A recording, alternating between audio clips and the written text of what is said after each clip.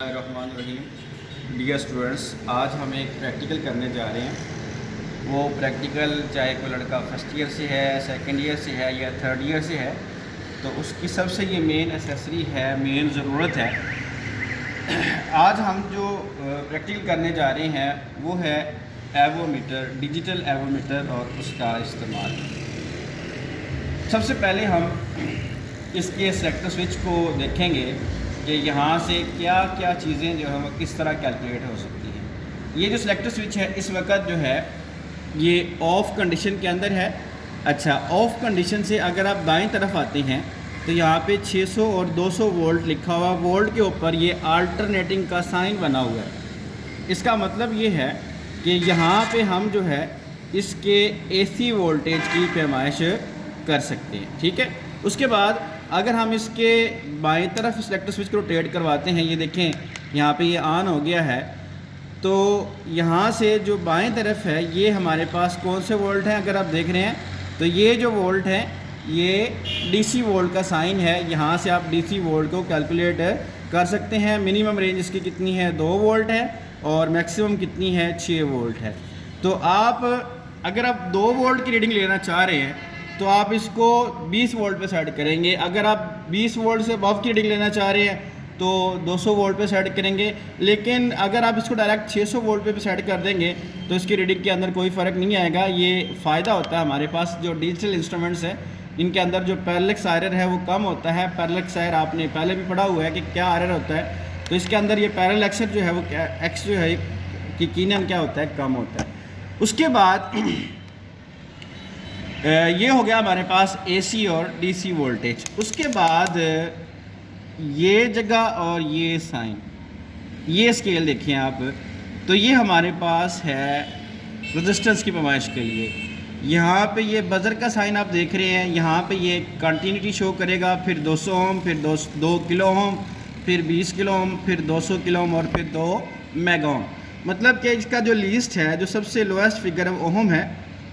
ओम से ये मिली ओम की पैमाइश नहीं करेगा, तो ये ओम से स्टार्ट करेगा। उसके बाद इसकी ये जो स्केल है जिस पर मैं अब हाथ रख रहा हूँ, ये स्केल ये हमारे किसके लिए है, एम्पेयर के लिए है। तो एम्पेयर कौन से हैं ये देखिए, AC A के ऊपर साइन कौन सा है, पूरी लाइन लगी हुई है और उसके बाद डॉटेड का निशान। इसका मतलब है कि ये जो एवोमीटर है ये हमें DC एम्पेयर की पैमाइश कर सकता है। उसके बाद इसकी बात आती है नॉब की, तो ये इसका जो है ये कॉमन लीड है, कॉमन प्रॉब है, इसको आप इस जगह से नहीं हिलाएंगे। अब आज हमारा जो असल प्रैक्टिकल है वो ये है कि हमने चीज़ों का तसलसल चेक करना है, कंटिन्यूटी चेक करनी है। चीज़ों को चेक करने का तरीका है, और आप जब आप मीटर को इस्तेमाल कर रहे हैं तो यहाँ पे जो सबसे ज़रूरी चीज़ है वो सबसे पहले आपने मीटर को चेक करना है कि आया कि मीटर ठीक काम कर रहा है या नहीं करना है। इसको चेक करने का तरीकाकार है, इसके सिलेक्टर स्विच को मैंने ला के कहाँ पे रख दिया है, बज़र पे रख दिया है, और उसके बाद मैंने इनकी दोनों लीड्स को आपस में जोड़ा है। अब आप रीडिंग देखेंगे जोड़ने से क्या होता है। ये देखें, यहाँ से एक तो इसकी लाइट ऑन हो रही है और दूसरा इसकी रीडिंग मुकम्मल क्या हो गई है, 0 हो गई है। इसका मतलब ये है कि अब इस वक्त जो कंटिन्यूटी है, जो तसलसल है, वो क्या है, 0 है। तो अगर हम किसी चीज़ को टेस्ट करना चाह रहे हैं कि उसकी कंटिन्यूटी ठीक है कि नहीं है, आपके पास एक तार का बहुत बड़ा पीस है, उसको आप चेक करना चाह रहे हैं कि वो तार आपकी ठीक है या ख़राब हो गई है, या दरमियान से कहीं से कंडक्टर जो है वो डैमेज हो गया है, तो उसको चेक करने का प्रोसीजर ये होगा कि एक लीड को एक सिरे पे लगा दें और दूसरी लीड को दूसरे सिरे पे लगा के मीटर की रीडिंग को चेक करें। मीटर दिखाएं, मीटर की रीडिंग देखिए आप ज़रा, ये वेरिएशन आ रही है। इसका क्या मतलब है, इसका मतलब ये है कि इस तार के अंदर मुकम्मल जो है वो कंटिन्यूटी है, तसलसल है, तार कहीं से भी टूटी हुई नहीं है। तो तसलसल चेक करने का मकसद बताना आपको ये था कि हमने किसी भी कंडक्टर की तसलसल को चेक करना है। अब ये क्या है, ये प्लास्टिक का बना हुआ है, इसको हम अगर टच करेंगे तो ये कंटिन्यूटी शो नहीं करेगा। इसका मतलब ये है कि इन दोनों तारों के अंदर ओपन सर्किट है। तो ओपन सर्किट का मतलब ये है कि कंटिन्यूटी शो नहीं होगी। अब देखें, ये मैंने एक प्लास्टिक की चीज़ को चेक किया, फिर मैंने कंडक्टर को चेक किया, अब मैं इस सेल को चेक कर रहा हूँ कि इसकी कंटिन्यूटी ठीक है या नहीं है। इसका क्या मतलब है कि सेल अब ठीक काम कर रहा है। जब ये आपको हल्की सी बजर भी सुनाई देगी और ये लाइट आपको इंडिकेशन दे रही है कि इसकी कंटिन्यूटी ठीक है, इसका मतलब ये सेल जो है वो ठीक काम है कर रहा है। इसके बाद मैं मुतबादिल सेल लेता हूँ, उसको चेक करते हैं। हाँ जी, इसमें किसी किस्म की कोई कंटिन्यूटी नहीं आ रही। जब कंटिन्यूटी नहीं आ रही इसका मतलब क्या है कि ये चीज़ क्या है, ख़राब है। ये सेल क्या है, डिस्चार्ज हो गया है, इसको हम चार्ज नहीं कर सकते। उसके बाद हम कोई बैटरी को टेस्ट करना चाह रहे हैं, तो ये देखें अब ये बैटरी क्या है, ठीक है, कंटिन्यूटी आ रही है, तसलसल आ रहा है, तो इसका मतलब है इस बैटरी के अंदर सर्किट जो है वो क्या है, मुकम्मल है। इस बैटरी को आप इस्तेमाल कर सकते हैं। ये टेस्टर देखते हैं हम, टेस्टर ठीक है कि नहीं है। टेस्टर का एक सिरा ये होता है, दूसरा हम इसको इस पर लगा के देखते हैं। इसके अंदर क्या हुआ कि ये कंटिन्यूटी इसकी नहीं है, इसका मतलब क्या है, इसका एलिमेंट जो है वो ख़राब हो गया। टेस्टर को भी चेक किया जा सकता है। टेस्टर को भी पहले क्या कर लिया करें, चेक कर लिया करें।